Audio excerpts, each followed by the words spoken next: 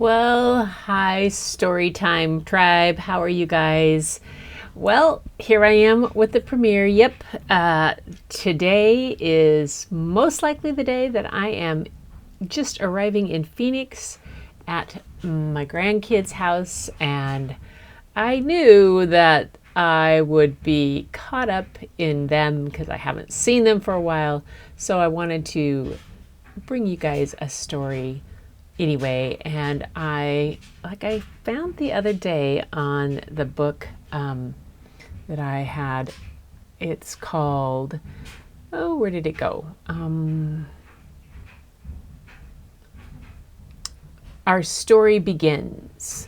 And it's a book by Alyssa Brent Weisman. And she has a great deal of stories about authors and illustrators and how they got their start and their own little story. And I thought it would be a fun kind of deviation to share one of those, the stories that she has in there that these people wrote about their first experiences becoming an illustrator or an author, and then tie it into a book by that same author and illustrator.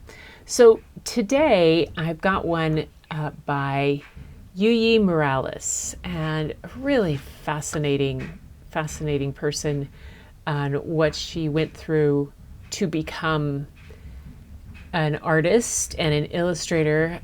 She does both for her books, and then I'll be sharing one of her books that has a collage aspect to it also, which is really fascinating. So I hope you like this. Thanks, you guys, for being here, and it's always good to share wonderful pieces of children's literature with you, and I hope you really like this one.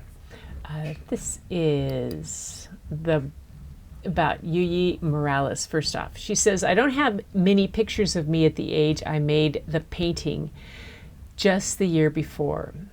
I had entered the new world of middle school. So she's going to show a painting a little later on. I had entered a new world of middle school and already had transformed from a disciplined kid with good grades into someone rather invisible, except for the times when my teachers called my name and I didn't know the answers to their questions. In those days, I went through many changes. I cut off most of my long child hair, and I let my fingernails grow. I wanted to feel like I was already a señorita, a young woman, but I was only 12. And my body was responding slowly. On the first day of school, we new students were received by a short, sturdy woman with a golden cap on her front teeth.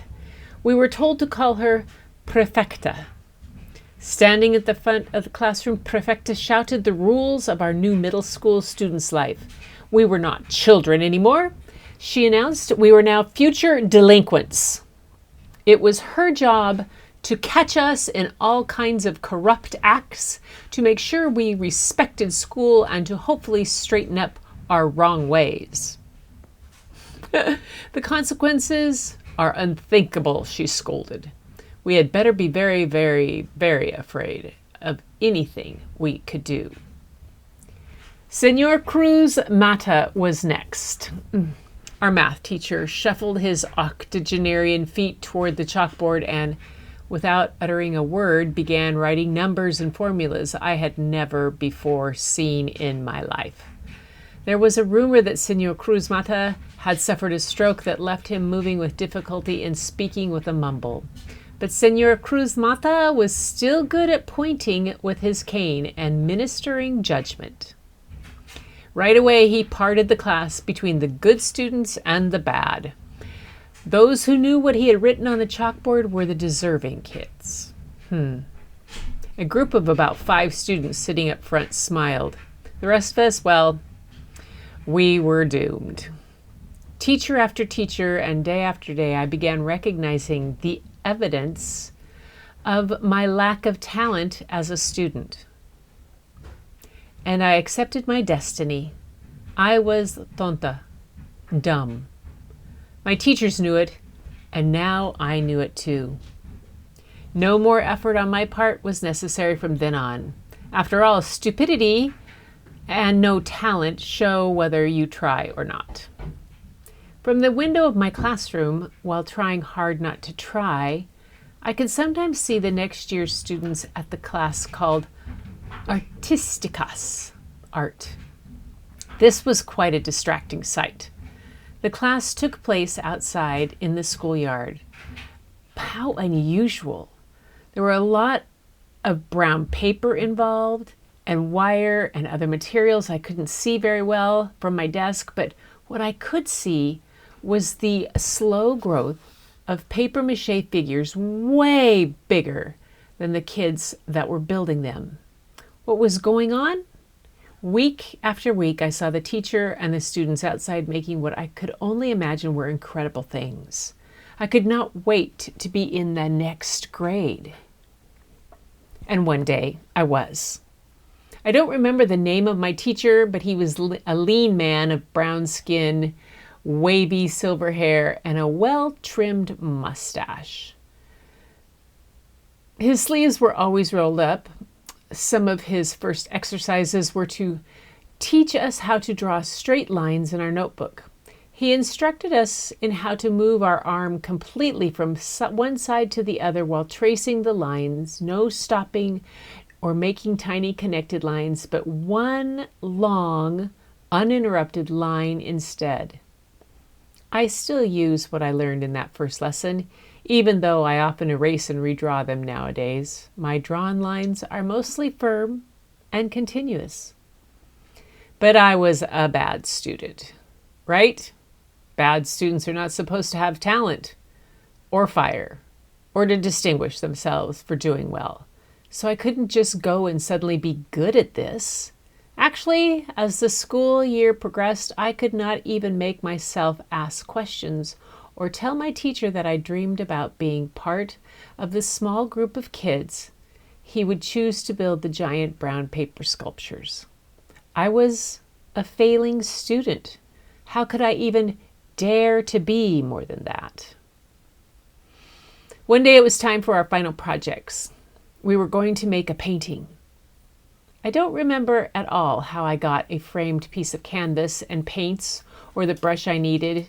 Up to that point in middle school, I had not been good at telling my mother about the supplies or the books my teachers asked us to buy for class, a main reason why I kept turning in incomplete assignments. But what I remember extremely well were the instructions that our teacher gave. Your painting, he said, should be a creation of your own imagination. Do not copy from anywhere. Make something of your own. Well, that was going to be a difficult task to accomplish. Something of our own. Well, I loved drawing, and things I liked drawing the most were people and animals, and many of my first drawings were from when I was a little child, some of which my mother kept. The papers were covered with drawings of little girls like me, sporting fabulous hairdos and accompanied by dogs. For my class, I decided I was going to make a scene with a baby. I knew I could handle a human image because I had had a lot of practice drawing faces, including my own. I also decided to have the baby be surrounded by animals. First, a cat. And if I drew him curled up, sleeping and showing only his back, I could figure it without copying from anywhere. And what about my favorite animal? Yes, I would include a dog, huge dog. But wait, what do real dogs look like? I knew they had noses and ears and snouts and more, but really, could I draw what they look like only from my memory? I agonized a lot about what I did next. I went to the encyclopedia my mother had bought us years before and looked up for a photograph I remembered seeing of the face of a St. Bernard dog. My teacher had been so clear about not copying from anywhere, so I decided to study this image with my eyes, and I traced invisible lines with my finger around the shapes of the dog's face. I did this again and again until I thought I could remember most of the picture.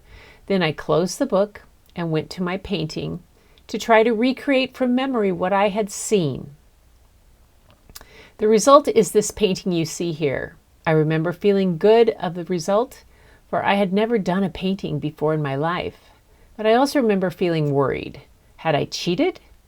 When I tried to recreate the photograph from the encyclopedia after being told not to copy, had I finally become the delinquent I had been so much warned I could be? That's the painting that she did. She was 13. My teacher looked at my painting. Then he looked at me. We were standing outside of the plants bed, by the plants bed on the school patio, where the class was taking place that day.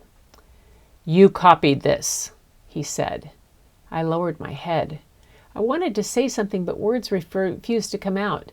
Could I really explain what I had done with the encyclopedia? And if I said that I didn't copy, was it true? I could only manage to shake my head without even looking up. "No," he asked. "Then someone else made it for you." He gave me the next lowest grade short of failing. I stood there for a long time after he was gone.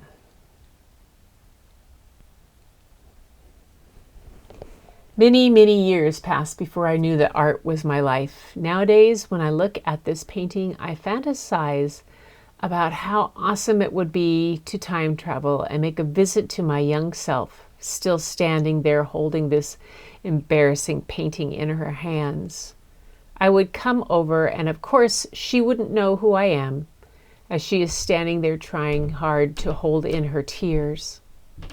I would lean by her shoulder and whisper in her ear, "Yuyi, you just keep it up and draw more. And yes, copy and wait, because you won't believe the things you'll do one day." Yuyi Morales was born in Jalapa, Mexico, the city of flower and springs. After migrating to the United States in 1994, she struggled with English and loneliness in a culture foreign to her, but found solace in public libraries. Yay! Where she read children's books with her son and discovered a renewed interest in stories and art. She is now the author and illustrator of many books for children, including Niño Wrestles the World and the New York Times bestseller Thunder Boy Jr., and is a 5-time winner of the Pura Belpré Award for an outstanding work of literature for children that best portrays, affirms, and celebrates the Latino cultural experience. Other honors include the Americas Award, the Golden Kite Award, the Christopher Award, the Jane Addams Award, and the Tomas Rivera Award. In 2015, she received the Caldecott Honor for her book, Viva Frida. Visit her online at yurimorales.com. I think I read Viva Frida to you guys once. So that's quite a journey that she took. And I love having these stories in here about what she went through. It makes me cringe every time I hear about teachers like that, that crush children in such a way. It's so sad. But Yuyi went on to do some pretty amazing things. And the book I'm going to read today is called Bright Star.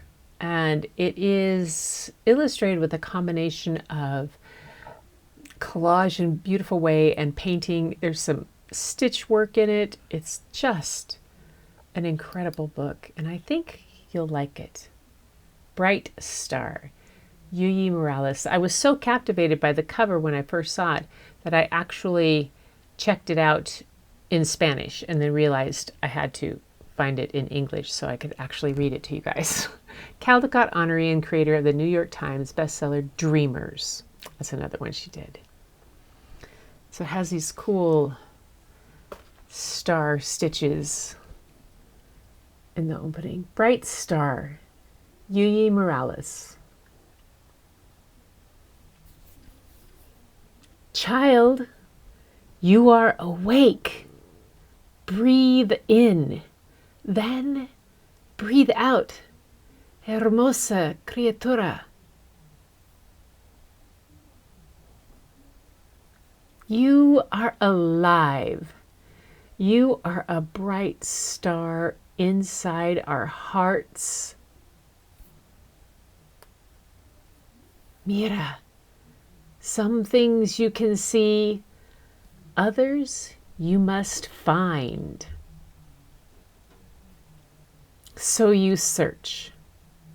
You are ready, cosita pequeña. Go, let's go. Vámonos. Oh no, what is that? Look and listen. Be alert. Corazoncito, trembloroso. Breathe in, despacito, then gently breathe out. Lie low. We want you safe. Te amo.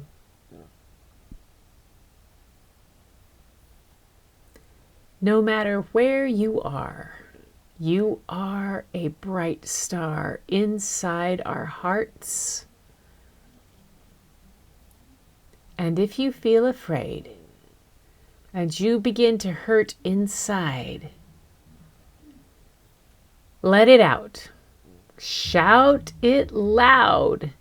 Let the world know what you feel. No. The earth murmurs your story. We are here to protect you. You are not alone. Listen.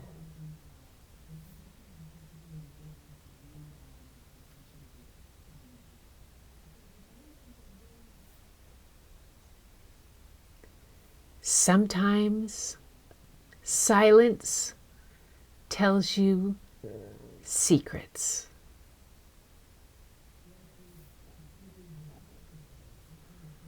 And you imagine a new story.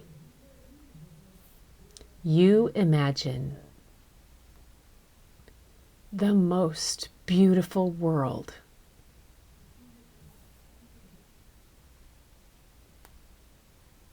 You are a bright star inside our hearts.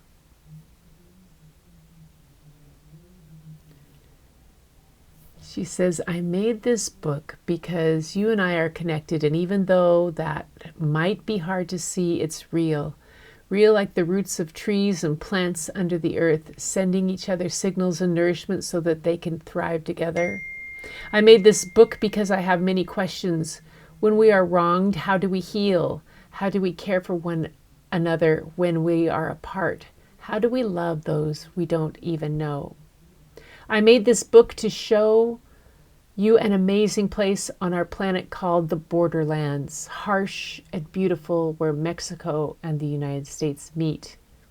I made this book after Alfonso Valiente, scientist and desert expert, told me about the bees and the hummingbirds and the bats and other pollinators and seed spreaders that preserve the cycle of life in plants and animals at the Borderlands. I made this book so I could bring you with me to the Sonoran Desert, where my friend Sergio Alvila drove me to a no-border wall camping event in New Mexico, stopping along the way at fields full of colorful grasshoppers, creosote bushes, and riparian desert oases. I made this book to tell you the story of a white-tailed fawn following her mother to find water and food, things that need to survive. But this story is about all kinds of life at the Borderlands, some as tiny as cyanobacteria, algae, and fungi that form the desert crust, and some as gigantic as a 60-foot-tall saguaro cactus. I made this book because at the Borderlands, fences and walls have been constructed to stop people from crossing into the United States. 100-year-old saguaros have been bulldozed. Paths animals regularly travel have been blocked by impenetrable barriers. These animals include Mexican gray wolves, pronghorn antelope, desert tortoises, quino checkerspot butterflies, bighorn sheep, cactus, ferruginous pygmy owls, desert pupfish, ocelots, American bison, jaguars, and many more. I made this book because communities have been affected too. Archaeological sites, homes, and sacred places stand in the path of a border wall. The Tohono O'odham Nation, people of the desert, has lived here for many generations, yet now a security fence prevents them from crossing freely into their own land on the other side of the border. I made this book knowing that children everywhere, but especially migrant children at the borderlands, have experienced things that they should never have to endure. I began writing Bright Star in the spring of 2019. I saw how people, sometimes walking in caravans, reaching the border and with the hope of entering the United States. Many of these people were families with children. Some were children traveling alone. Few were able to enter, and when they did, often crossing the border at places like the one you see in this book, they were detained. Families were separated, and many adults were sent back to their countries of origin without their children. It is possible you saw this too. It is possible you were one of those children. I started the final art for this book on March 13th, 2020, just as the spread of COVID virus forced us into our homes. 9 months later, still in my studio, I added the final strokes of color to Bright Star. I made this book using the most beautiful things I could find, words written in English and Spanish, drawings I made in my sketchbook and later refined on my computer, paper painted with bright colors and wool yarn threaded by hand and dyed with plants by weavers in the city of Oaxaca, and one ball of wool I bought at the Chamula market in Chiapas years before I knew I would make this book. I used textures from photographs I took of things I believe should not exist, like a metal border fence and a concrete border wall in Arizona. But I also took a photograph of the arm of a baby I met with her mama at a migrant shelter in Agua Prieta, Sonora. This I used for the color and texture of the children's skin you see in this book. I made this book because I want you to know that no matter where you are, where you come from, or where you are going, you should always be honored, respected, cared for, and loved. Wow.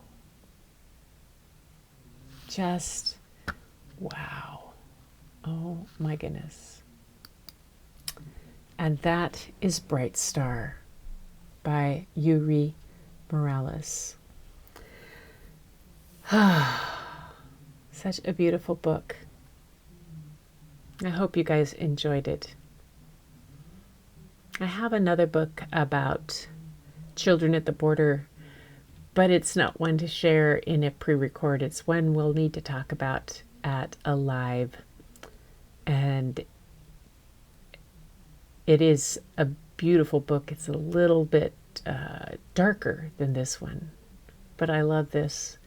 And I love the use of the animals and how the different parts and how she tied everything in so much about the things that a border does not matter to. Yeah, pretty amazing. Well, you guys, thank you for being here.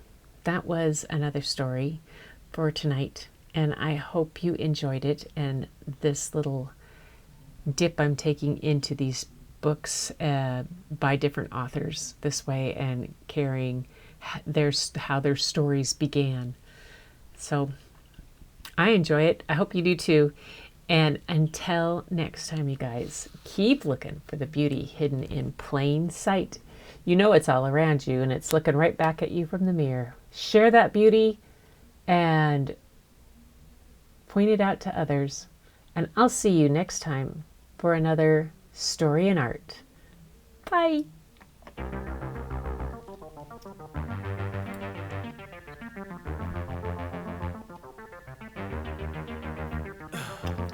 In the heat of the night, we could get lost in all the lights and sounds.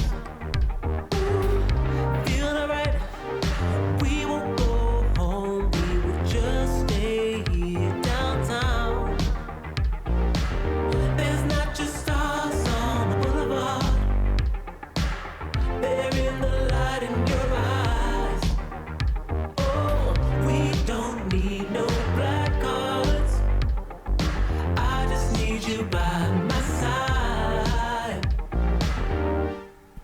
We could be shameless.